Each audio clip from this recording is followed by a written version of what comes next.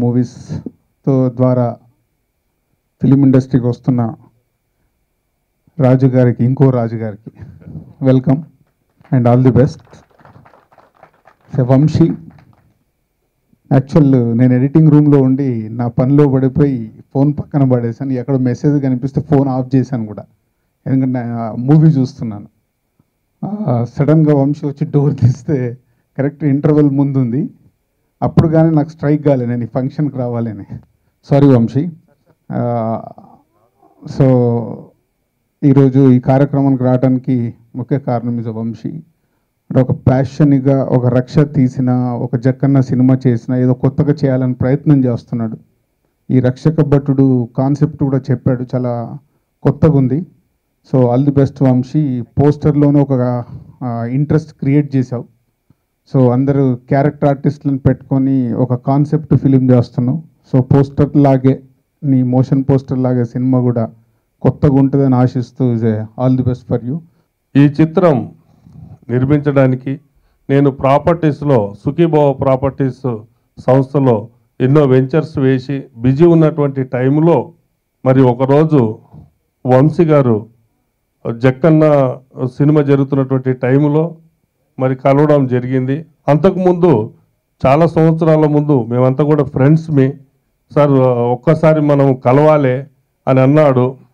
మరి ప్రాపర్టీస్లో నేను బిజీ ఉన్నాను అన్నటువంటి టైంలో మరి తను లేదు సార్ ఒకసారి కలిసి చాలా రోజులైంది కదా కలుద్దామని అంటే, ఆ జక్కన్న షూటింగ్ జరుగుతున్నటువంటి టైంలో వెళ్ళి కలవడంతో అక్కడ ఒక కాన్సెప్ట్ అనేది తను చెప్పాడు.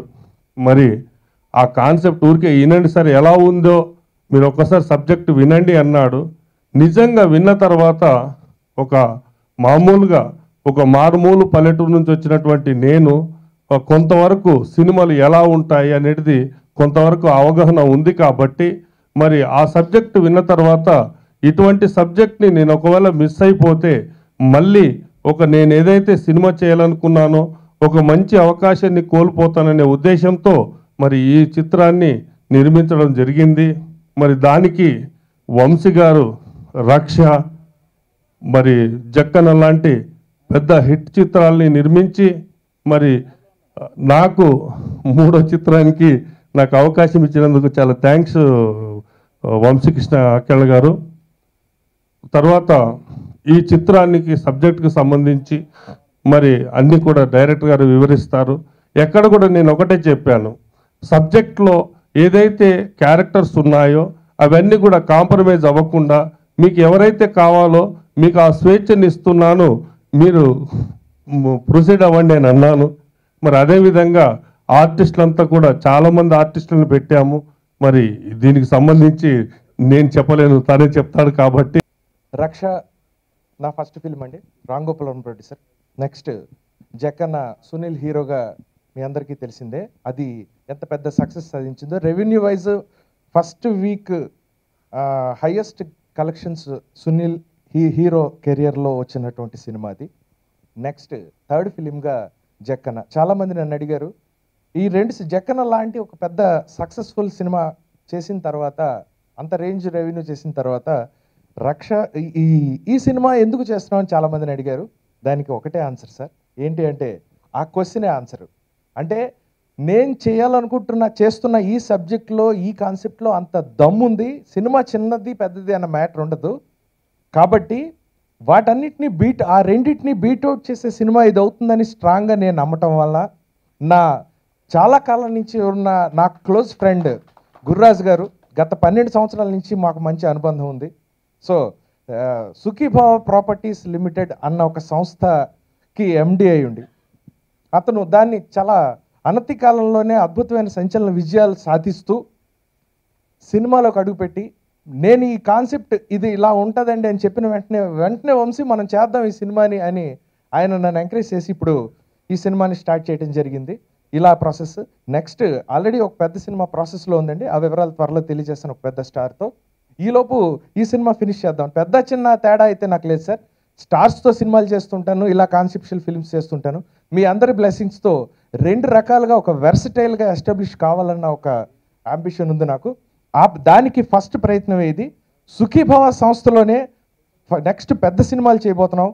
ఈ ప్రాసెస్లో దీన్ని స్టార్ట్ చేసామండి. సో ఇలా ఈ సినిమా ప్రారంభమైంది సార్. దీని టైటిల్ రక్షక భటుడు. ఇక ఇందులో కాస్టింగ్ వచ్చేసి ఇది ఒక హీరో అన్న యాంగిల్ పక్కన పెడితే ఆ మ్యాటర్తో సంబంధం లేకుండా ఒక కాన్సెప్ట్ తీసుకొని కాన్సెప్ట్ హీరోగా మనం ముందుకు తీసుకెళ్తున్న సినిమా అండి ఇది. ఇందులో అందరూ ఆర్టిస్టులే ఉంటారు, హీరోలు హీరోయిన్లు అలా ఉండరండి. మెయిన్ క్యారెక్టర్స్ వచ్చేసి రిచా పనే, బాహుబలి ప్రభాకర్, బ్రహ్మాజీ, పృథ్వీ, సప్తగిరి, సత్యన్న గారు, అదుర్స్ రఘు, ధనరాజ్, ఇలా ఆల్మోస్ట్ మన తెలుగు సినిమా ఇండస్ట్రీలో మనకున్న బాగా పాపులర్గా ఉన్న ఆర్టిస్టులు అందరూ ఉన్నారు. సో వీళ్ళందరి కాంబినేషన్లో ఆర్టిస్టులు మీరు చూస్తే సినిమాలో ఆర్టిస్టులు క్యారెక్టర్లు కనిపిస్తే తప్ప ఆర్టిస్టులు కనిపించనంతగా కథని హైలైట్ చేసేటువంటి ఒక కంప్లీట్ ఎంటర్టైన్మెంట్ థ్రిల్లర్ అండి. 1:50 ఈ సినిమాలో 1:35 నిమిషాల పాటు పగలబడి నవ్వుకుంటాం. 15 నిమిషాలు మాత్రం హార్ట్ టచింగ్ ఒక ఫీల్తో సినిమా ఫినిష్ అవుతుంది సార్. ఇది ఒక థ్రిల్లర్.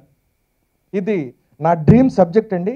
ఎప్పటి నుంచో చేయాలనుకుంటున్న ఈ సబ్జెక్ట్ని మనం చేద్దామని ముందుకొచ్చి వంశీ వెంటనే మనం స్టార్ట్ చేద్దామని నన్ను ప్రోత్సహించిన నా ప్రొడ్యూసర్ గురురాజు గారికి ప్రత్యేకంగా కృతజ్ఞత. 30% సినిమా ఫినిష్ అయిన తర్వాత నెక్స్ట్ ఇంకొక 10 days, 1 week to 10 daysలో ఇంకొక షెడ్యూల్ చేయబోతున్నాం. ఆల్మోస్ట్ ఫిబ్రవరి ఎండింగ్కి సినిమా రిలీజ్కి రావాలన్నది మా ప్లానింగ్ సార్. సో ఈ ప్రాసెస్లో మేము ముందుకెళ్తున్నాం. Please subscribe. Please do subscribe. Please subscribe. Please subscribe. Please subscribe to our YouTube channel.